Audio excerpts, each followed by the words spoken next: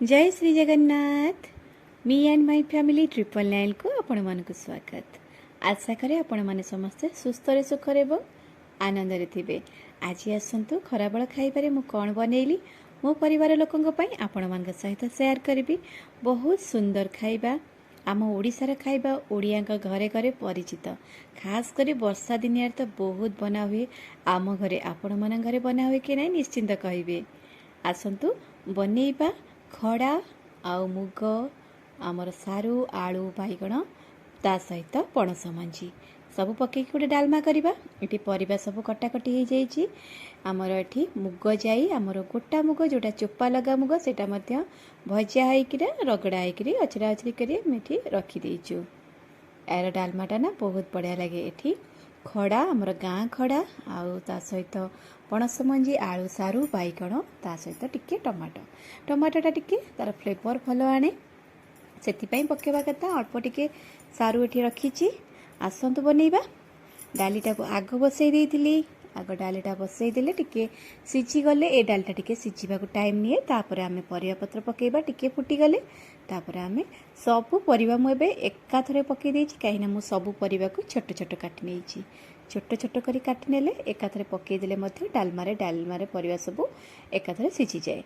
लूण स्वाद अनुसार आउ हळदी कलर अनुसार स्वाद पाई मध्य हळदी पक्का जाए। स्वाद अपेक्षा आम शरीर पाई हळदी बहुत उपकारी। सब घंटा घंटी करदेबा ताकू मु अल्प पानी देइछि। जेतिकी परिबा लेवल रे पानी आमे देबा। बेसी पानी देले डेरी हुए सिझिबाकू बोली कहंती। सेतिपई डालमार परिबा अनुसार मु पानी देइछि। एटी देखंतु डालमा हमर अधा आधी सिझी आसलाडी। घोड़े की रखी देइथिली। घोड़े की डालमा बसैली कौन जेकोसी आमे जहाँ बनौचे शीघ्र सिझी जाई थाए। आकु आउ टिके अल्प समय छाड़ीदेबा। ये सिझी गले तापर आमे छुंक देदेबा। काहाकू पसंद खड़ा आलू बैगण सहित पणस मंजीर डालमा ता सहित आमर गाँ मुग किणा मुग नुहे चोपा लगा गाँ मुग ता बहुत बढ़िया लगे। खास करी वर्षा दिने मो बो एमतिका डालमा प्राय टाइम करे। एई समय जो खड़ाटा मिले ना एटा खरा दिनर खड़ाटा को रुआ हो जाई थाए। से खड़ाटा को ओपड़ा होकिना डालमारे पका जाए। सेमतिका गाँ खड़ा मध्य मु गाँ रु आनी ताकू रुई देइथिली। ताकू आज बनौछि। बापांकर तो माने मो ससुरंकर बहुत पसंद डालमा। ये भात मध्य आमर हे आसलानी। भात गोटे साइड रे बसैथिली डालमा गोटे साइड रे। डालमा को देखि नबा डालमा केते परसेंट हे गलानी। पाखापाखी डालमा आमर हे आसलानी। आउ किछ समय सिम रे बसै देबा। ता भितर आमे भात को गाली देबा। आउ कोन मु आज बनौछि आपण मानक सहित शेयर करबी। आपन को ए डालमाटी पसंद कि नै मते निश्चिंत कमेंट माध्यम रे जणेबे बोली आशा। वीडियो को संपूर्ण देखा मोर अनुरोध। लाइक निश्चिंत करेंगे कमेंट करेंगे किछि किछि कमेंट निहाती करंतु। जदि देखुचंती जेतेबेले भी देखुचंती लाइक टैग करंतु कमेंट करंतु सांग मानक सहित शेयर मध्य करंतु। जो माने नुआ देखुचंती से सब्सक्राइब करि नियंतु। बेल आइकन प्रेस करी ऑल बटन प्रेस करि नेले ना सब वीडियो मोर संगे संगे आपण मानक पाखरे पहुंची जिवो। एबे डालमा छुंक पाई मोटी सोरिष तेल टिके जीरा सोरिष ना पंचफुटण मध्य दे पारिबे। सुखिला लंका किछि पकिकिना फुटी गेला परे आमे पियाज किछि एठी भल भाबे भाजी नबा। पियाज छुंक सहित आउ गोटे जिनस पकेबा जोटा कि मुग डालमारे ना बहुत टेस्ट लागे। मुग खड़ा डालमारे बहुत बढ़िया लगे। जेमिति शिखिछि आम घरे जेमिति बना हुए मु आपण मानक सहित सेमिति शेयर करूछि। आशा आपण मानक मध्य पसंद आसीबो। देखंतु पियाज मध्य लाल लाल हो गलानी। आको आउ बेसी भाजीबानी ताकू मुटिके फांका करदेली। मझिरे तेल रहीगला से समय 3 ରୁ 4 कोला रसुण छेचिकी चोपा सहित छेचिकी एमती पकईकरी छुंकरे पकेले ना तार बास्ना बहुत बढ़िया आसी थाए। तापरे आमे डालमारे छुंक को पकई देबा। 5 मिनिट परे टिके फुटी आसले डालमा को आमे ओल्हेई नबा। गरम भात रे गरम गरम डालमा एई परिका डालमा समस्ते खाइबा को बहुत पसंद करती। छुआ माने मध्य छोट छुआ मो पुओ बहुत छोट अच्छे एतिपैं से आनाकानी कला फिर भी से खाईदेला कि बाकी समस्ते खुशी रे खाइले। बापांकर बहुत प्रिय ये डालमा जेहेतु छोट बड़े से एई परिका खाद्य खाइकरी बड़ होइचंती। ता सहित आज बनैबा ବାରିରୁ ତୋଳା ହେଇଥିବା ମିଶାମିଶି ଶାଗ। ଏଇଟା ହେଲା କନିସିରି। ଏଥିରେ ଖଡ଼ା ଅଛି, କନିସିରି ଅଛି, କିଛି ସଜନା ଶାଗ ଅଛି, କାଣି ଲେଉଟିଆ ଯାହା ବି କିଛି ବାଡ଼ିରେ ଆମର ଉଠିଥାଏ ସବୁ ପ୍ରକାର ଶାଗ ଏମିତି ବେଳେବେଳେ ମିଶାଇକିନା ଭାଜିଲେ ନା ସେଇଟା ମଧ୍ୟ ଶରୀର ପାଇଁ ଯେତିକି ସୁସ୍ଥକର ପାଟିକୁ ମଧ୍ୟ ସେତିକି ସୁଆଦିଆ। ବନେଇ ମଝିରେ ମଝିରେ ଏମିତି ଖାଇବା। ଶାଗ ପାଇଁ ତ ଏଠି ଶାଗ ସଫାସଫି ହେଇକିରି ଧୁଆ ଧୁଇ ରଖା ହେଇଯାଇଛି। ତାପରେ ଆଉ କ'ଣ ବନେଇବା? କୁନ୍ଦୁରିଟା ମଧ୍ୟ ଆମ ବାଡ଼ିର ଟିକେ ବେଶୀ ଦିନ ରହିଯାଇଥିଲା ବୋଲି ଟିକେ ପାକଳ ହେଇଯାଇଛି, ମାନେ ଲାଲ ପଡ଼ିଯାଇଛି, ପାଚି ଆସିଛି। ତା ସହିତ କିଛି ମୂଳା ଆଉ ଝୁଡ଼ଙ୍ଗ ଆଳୁ ଏସବୁ ମିକ୍ସ କରିକି ଆମେ ଆଜି ଭାଜି ନେବା। ପିଲାମାନେ ଭଜା ଖାଇବାକୁ ବହୁତ ପସନ୍ଦ କରନ୍ତି, ସେଥିପାଇଁ ତାଙ୍କ ପାଇଁ ଭଜା। এই କୁନ୍ଦୁରିଟା ଆକ୍ଚୁଆଲି ଏଇଟା କୁନ୍ଦୁରି ନୁହଁ, ଆଉ ଉପରେ ଦେଖନ୍ତୁ ହ୍ୱାଇଟ୍ ସ୍ପଟ୍ ଅଛି ନା, ଏକୁ ଏପଟେ ମଟକା ବୋଲି କୁହନ୍ତି। ଏଇଟା ଖାଇବାକୁ ମଧ୍ୟ ବହୁତ ବଢ଼ିଆ ଲାଗେ। କୁନ୍ଦୁରି ଟିକେ ସରୁ ଥିଲେ ଏଇଟା ଟିକେ ମୋଟା ହେଇଥାଏ। ଆମର ଶାଗ ଏଠି କଟା ହେଇଗଲା। ଶାଗକୁ ନା ଯେତେ ଚୁନ ଚୁନ କରି କାଟିବେ ସେତେ ବଢ଼ିଆ ଲାଗିବ। ଆସନ୍ତୁ ଶାଗ ଭାଜି ନେବା। ଶାଗ ଭାଜିବା ପାଇଁ ଟିକେ ସୋରିଷ ତେଲ, ତା ସହିତ ଫୁଟଣ ଟିକେ, ଆଉ ଆମର ଲଙ୍କା, ଯାହା ଯଦି କଞ୍ଚା ଲଙ୍କା ଯେତିକି ପରିମାଣ ଖାଉଥିବେ ସେଇ ଅନୁସାରେ ଦେବେ। ମୁଁ ଫୁଟଣରେ ଲଙ୍କା ଦିଏନି, ଲଙ୍କାଟା ମୁଁ ସବୁବେଳେ ପଛରେ ଦିଏ। ଏବେ ପିଆଜ ପକାଇଦେବା। ଶାଗରେ ନା ଟିକେ ଅଧିକା ପରିମାଣର ପିଆଜ ଦେଲେ ମିଠା ମିଠା ଲାଗିଥାଏ, ଖାଇବାକୁ ମଧ୍ୟ ବହୁତ ବଢ଼ିଆ ଲାଗିଥାଏ।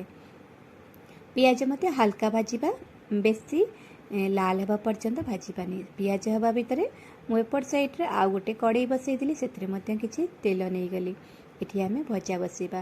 ଗୋଟେ ଟାଇମ୍ରେ ଦୁଇଟା ଆମର ଆଇଟମ୍ ମଧ୍ୟ କମ୍ପ୍ଲିଟ୍ ହେଇଯିବ।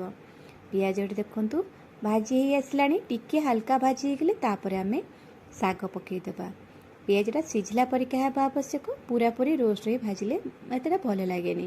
କାହାକୁ କେମିତି ଲାଗେ, କିନ୍ତୁ ଆମ ଘରେ ଏମିତି ଖାଇବାକୁ ପସନ୍ଦ କରନ୍ତି।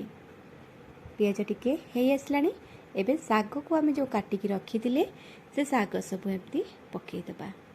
ମିଶାମିଶି ଶାଗ ଦ୍ୱାରା ବହୁତ ପ୍ରକାରର ଆମର ଶରୀର ପାଇଁ ଉପାଦେୟ ଭିଟାମିନ୍ ଅଛି।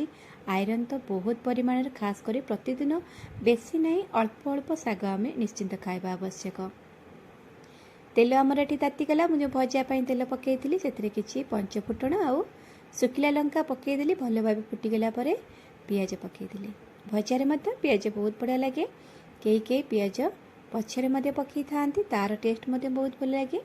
ମୁଁ କିନ୍ତୁ ପିଆଜ ଜାରିକି କରିଛି। ଏଠି ଆମର ଶାଗ ଟିକେ ନଇଁ ଆସିଲେ ଆମେ ସ୍ୱାଦ ଅନୁସାରେ ଲୁଣ ପକାଇଦେବା। ଶାଗକୁ ଦେଖିକିରି ଶାଗର ଅଧା ପରିମାଣରେ ଲୁଣ ପକାଇବା, ନହେଲେ ଶାଗ କମିଯିବ, ଶାଗ ଆମର ଲୁଣିଆ ହେଇଯିବ। କଥାରେ ଅଛି ମାଛ ଲୁଣି ଶାଗ ଅଲଣି, ହେଲେ ତାପରେ ଖାଇବାର ସ୍ୱାଦ ବଢ଼ିଥାଏ। ଯଦି ଶାଗ ଲୁଣିଆ ହେଇଯିବ ଟିକେ ଭଲ ଲାଗେନି, ମସିଆ ଲାଗେ, ଖାଇବାକୁ ଶାନ୍ତି ଲାଗିବନି। ସେଥିପାଇଁ କମ୍ ଲୁଣ ଦେଇଥିବା। କମ୍ ଲୁଣ ଦେଇଥିଲେ ପଛରେ ମଧ୍ୟ ଆମେ ଆଡ଼ଜଷ୍ଟ କରିପାରିବା। ଭଲ ଭାବେ ଘଣ୍· କରିନେବା ଶାଗକୁ। ତାପରେ କିଛି ସମୟ ଛାଡ଼ିଦେବା। ଶାଗ ସିଝିବା ପର୍ଯ୍ୟନ୍ତ, ବର୍ଷା ଦିନିଆ ଶାଗ ନିଶ୍ଚିନ୍ତ ପାଣି ଟିକେ ବାହାରିବ। ଏଠି ପିଆଜ ମଧ୍ୟ ଆମର ଭଜା ହେଇଗଲାଣି। ଏହି ସମୟରେ ନା ଶାଗରେ ମୁଁ ରସୁଣ ଛେଚା, କଞ୍ଚା ଲଙ୍କା ଏମିତି ଉପରେ ଦେଇଦେବି। ତାପରେ ଶାଗଟିକୁ ତା ଉପରେ ଏମିତି ଘୋଡ଼େଇ ଦେବି। ବୋଉ ଏମିତି ଭାଜନ୍ତି, ମୋ ବୋଉ ବି ଏମିତି ଭାଜେ। ମାନେ ମାଆ ମାନେ ଏମିତିକା ହିଁ ଭାଜିଥାନ୍ତି। ପୁରୁଣା କାଳିଆ ରୋଷେଇ, ଖାଇବାକୁ କିନ୍ତୁ ବହୁତ ବଢ଼ିଆ ଲାଗେ। ଛୋଟବେଳର ଖାଇବା ହେଲେ ବି ଘରେ ସବୁବେଳେ ଏମିତି ବନେଇକି ଖାଇବା ଆବଶ୍ୟକ। ପିଆଜ ହେଇଗଲା, ତାପରେ ଆମେ ଭଜା ପରିବା ଯାହା ସବୁ କାଟିକି ରଖିଥିଲେ ଏଠି ସବୁ ଦେଇଦେଲେ। ତାକୁ ଭଲ ଭାବେ ଏଠି ଭାଜି ନେବା। ସ୍ୱାଦ ଅନୁସାରେ ଲୁଣ, ପରିବାକୁ ଦେଖିକିନା, ଆଉ ଟିକେ ହଳଦୀ, ଯଦି ମସଲା ଗୁଣ୍ଡ ପକାଇବାକୁ ଇଚ୍ଛା ଥାଏ ତ ପକାଇବେ। ମୁଁ ଏଠି ଅଳ୍ପ 1 ଚାମଚ ମସଲା ଗୁଣ୍ଡ ଦେଇଦେଇଛି, ତା'ର ଫ୍ଲେଭର୍ ଟିକେ ଭଲ ଆସିବ। ତାକୁ ଭଲ ଭାବେ ଘଣ୍ଟା କରିକିନା, ଏହି ସମୟରେ ମୁଁ ହାଇ ଫ୍ଲେମ୍ ରଖେ ଭଜାକୁ। ଭଜାର ଯେତିକି ପାଣି ଥିବ ଶୀଘ୍ର ମରିଯିବ ଏକ୍ସେସ୍ ପାଣିଟା। ତାପରେ ଭଜା ଆମର ଜାଉଆ ହେବନି, ଗୋଟା ରହିବ, ଦେଖିବାକୁ ସୁନ୍ଦର ସହିତ ଖାଇବା ଲୋକ ମଧ୍ୟ ଖୁସି ଥିବେ। ବେଶୀ ଜାଉଆ ହେଲେ ଭଜା ଆମ ଘରେ ପସନ୍ଦ କରନ୍ତିନି। ଏମିତି ବୋଉ ଭାଜନ୍ତି। ଏ ଭଜାଟା ମୁଁ ବୋଉଙ୍କ ଠାରୁ ଶିଖିଛି। ମାନେ ଏମିତି ପ୍ରୋସେସ୍ରେ ସେ ମୋତେ ବତେଇଥିଲେ ଯେ ଏଇ ପ୍ରୋସେସ୍ରେ କଲେ ଭଜାଟା ଗୋଟା ରହିବ, କେବେ ବି ଜାଉଆ ହେବନି। ତାପରେ ଏବେ ତାକୁ ଘୋଡ଼େଇ ଦେବା। 5 ମିନିଟ୍ ଏମିତି ଘୋଡ଼େଇ ଭାଜିବା। ଏଠି ଦେଖନ୍ତୁ ଶାଗ ମଧ୍ୟ ମୁଁ ଅଳ୍ପ ସମୟ ପାଇଁ ଘୋଡ଼େଇ ଦେଇଥିଲି। ଶାଗ ପ୍ରାୟ କେହି ଘୋଡ଼ାନ୍ତିନି, କିନ୍ତୁ ସବୁ ପ୍ରକାର ଶାଗ ଏଥିରେ ମିକ୍ସ ଅଛି ଯେହେତୁ କେତେଟା ଶାଗକୁ ସିଝିବା ମଧ୍ୟ ଆବଶ୍ୟକ, ସେଥିପାଇଁ ମୁଁ ଟିକେ ଘୋଡ଼େଇ ଦେଇଥିଲି। ତାପରେ ଖେଳାଖେଳି କରିଦେବା, ତାପରେ ଆମେ ଗ୍ୟାସ୍ ଅଫ୍ କରିଦେବା। ଶାଗ ଆମର ଏବେ କମ୍ପ୍ଲିଟ୍ ହେଇଯିବ। ବହୁତ ବଢ଼ିଆ ବାସ୍ନା ଆସୁଛି, ସବୁ ପ୍ରକାର ମିଶା ଶାଗ ନା, ତା ସହିତ ରସୁଣ ଯଦି ଉପରେ ପକାଇଥିବି ତାର ସିଝା ବାସ୍ନା ବହୁତ ବଢ଼ିଆ ଲାଗେ। ପଖାଳ ସହିତ ତ ନିଶ୍ଚିନ୍ତ ବହୁତ ଭଲ ଲାଗେ। ଆଜି ଆମେ ଗରମ ଭାତ ସହିତ କ'ଣ ବନାଉଛୁ, ସମସ୍ତେ ଖୁସିରେ ମଧ୍ୟ ଖାଇନେବେ। ଯେତେବେଳେ ଶାଗ ମିଳୁଛି ଏମିତି ବନାନ୍ତୁ, ଖାଆନ୍ତୁ। କମ୍ପ୍ଲିଟ୍ ହେଇଗଲା ଆମର ଆଜିର ମିଶାମିଶି ଶାଗ ଭଜା। ନିଶ୍ଚିନ୍ତ ଆଶା ଯେ ଆପଣମାନଙ୍କୁ ମୋର ରୋଷେଇର ପ୍ରୋସେସ୍ ପ୍ରଣାଳୀ ସବୁକିଛି ପସନ୍ଦ ଆସୁଥିବ। ବହୁତ ସାଧାରଣ ହେଲେ ମଧ୍ୟ ଖାଇବାକୁ ବହୁତ ସୁଆଦିଆ। ଏବେ ଆଉ ଟିକେ ଘାଣ୍ଟି ଦେବା, କିଛି କାଂଶରେ ପାଣି, ଆଉ ଅଳ୍ପ ସମୟ ପରେ ପାଣି ମରିଗଲେ ତାପରେ ଆମେ ତାକୁ ଖୋଲା କରିକି ଏମିତି ପାଖିଆ ପାଖିଆ କରିଦେଲେ ସେ ଶୀଘ୍ର ସିମ୍ରେ ରଖିଦେବା। ତାପରେ ଏବେ ହାଇରେ ଅଛି, ଭଜାଟା ଆମର ବଢ଼ିଆ ସେ ହେଇଯିବ। ଭିଡ଼ିଓକୁ ସମ୍ପୂର୍ଣ୍ଣ ଦେଖିଲେ ଜାଣିପାରିବେ ମୁଁ କେମିତି ରୋଷେଇ କରୁଛି, ଆମ ଘରେ କେମିତି ପସନ୍ଦ କରନ୍ତି। ପରିବାରର ଲୋକଙ୍କ ଅନୁସାରେ ହିଁ ରୋଷେଇ କରାଯାଏ। ଆମେ ବେଳେବେଳେ ନୂଆ ଜିନିଷ ବନେଇଥାଉ, କିନ୍ତୁ ସବୁବେଳେ ଖାଇବାରେ ସେମାନଙ୍କ ପସନ୍ଦ ଅନୁସାରେ ବନେଇଲେ ସେମାନେ ଟିକେ ଖୁସିରେ ଖାଆନ୍ତି। ଏଠି ଆମର 50% ଭଜା ସିଝି ଆସିଲାଣି, କିନ୍ତୁ ପରିବା ଗୋଟେ ହେଲେ ଭାଙ୍ଗିନି। ଦେଖନ୍ତୁ ପରିବା ବଢ଼ିଆ ସେ ଅଛି। ତେଲ ମଧ୍ୟ ମୁଁ ଖୁବ୍ କମ୍ ଦେଇଛି, ନା ଭଜାରେ ତେଲ ଦିଶୁଛି ନା କଡ଼େଇରେ ମଧ୍ୟ ତେଲ ବି ବେଶୀ ନାହିଁ, କିନ୍ତୁ ଭଜା ଗୋଟା ଗୋଟା ଅଛି। କମ୍ ତେଲ ହେଲେ ମଧ୍ୟ ଭଜା ଆମର ଗୋଟା ଗୋଟା ଅଛି।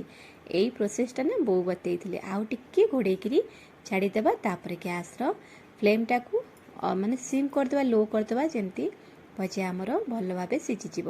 ଏଠି ଦେଖନ୍ତୁ କିଛି ସମୟ ପରେ ମୁଁ ଏଠି କାଢ଼ିକି ଦେଖାଉଛି, ଭଜା ଏବେ କମ୍ପ୍ଲିଟ୍ ସିଝି ଯାଇଛି। କୌଣସି ଭଜା ମାନେ ପରିବା ଏଠି ଆମର ମାନେ ଦର ସିଝା କି କଞ୍ଚା ନାହିଁ, ଭଲସେ ସିଝିଛି, କିନ୍ତୁ ପରିବା ସବୁ ଗୋଟା ଗୋଟା ଅଛି। ଏହି ସମୟରେ ଆମେ ପରିବା ସବୁ କଡ଼େଇ ସାରା ଖେଳେଇ ନେବା। କିଛି ସମୟ 5 ମିନିଟ୍ ହାଇ ଫ୍ଲେମ୍ କରିଦେବା, ତାପରେ ପୁଣି ଲୋ ଫ୍ଲେମ୍ କରିକିରି ତାକୁ 15ରୁ 20 ମିନିଟ୍ ଛାଡ଼ିଦେବା ଯେ ଭଜା ଆମର ବଢ଼ିଆ ସେ ଚୁଡ଼ଚୁଡ଼ିଆ ହେଇଯିବ, ଖାଇବାକୁ ବହୁତ ବଢ଼ିଆ ଲାଗିବ। ଆଶା ଆପଣମାନେ ଏମିତି ଅପେକ୍ଷା କରିଥିବେ ମୋର ନୂଆ ନୂଆ ଭିଡ଼ିଓ ଦେଖିବା ପାଇଁ। ମୁଁ ପୁଣି ଆଉ କିଛି ଯାହା ବି କିଛି ରୋଷେଇବାସ କରିବି ଆପଣମାନଙ୍କ ସହିତ ସେୟାର କରିବାକୁ ଆସିବି। ଅପେକ୍ଷା କରିଥାନ୍ତୁ ଶେଷ ପର୍ଯ୍ୟନ୍ତ। ମୋର ରୋଷେଇ ପ୍ରଣାଳୀ ନିଶ୍ଚିନ୍ତ ଆପଣମାନଙ୍କୁ ପସନ୍ଦ ଆସୁଥିବ ବୋଲି ଆଶା। ଯଦି ପସନ୍ଦ ଆସୁଥାଏ ପ୍ରଥମେ ଭିଡ଼ିଓ ଅନ୍ କରୁ କରୁ ନିହାତି ଭାବରେ ଗୋଟେ ଲାଇକ୍ କରିଦିଅନ୍ତୁ, କିଛି କମେଣ୍ଟ ମଧ୍ୟ କରନ୍ତୁ। ଏଠି ଆମର ରୋଷେଇ କମ୍ପ୍ଲିଟ୍ ହେଇଗଲା। ଆମେ ଚାଲିଲୁ ସମସ୍ତଙ୍କୁ ଖାଇବାକୁ ବାଢ଼ିବାକୁ। ଗରମ ଗରମ ଖାଇବା ସହିତ ଗରମ ଗରମ ଭାତ, ଡାଲମା, ଶାଗ ଭଜା ଆଉ ମିକ୍ସ ପରିବାର ଭଜା। ପୁଣି ଦେଖା ହେବ ଆଉ ଗୋଟେ ଭିଡ଼ିଓରେ। ସେ ପର୍ଯ୍ୟନ୍ତ ରହିଲି, ନମସ୍କାର, ଜୟ ଶ୍ରୀ ଜଗନ୍ନାଥ।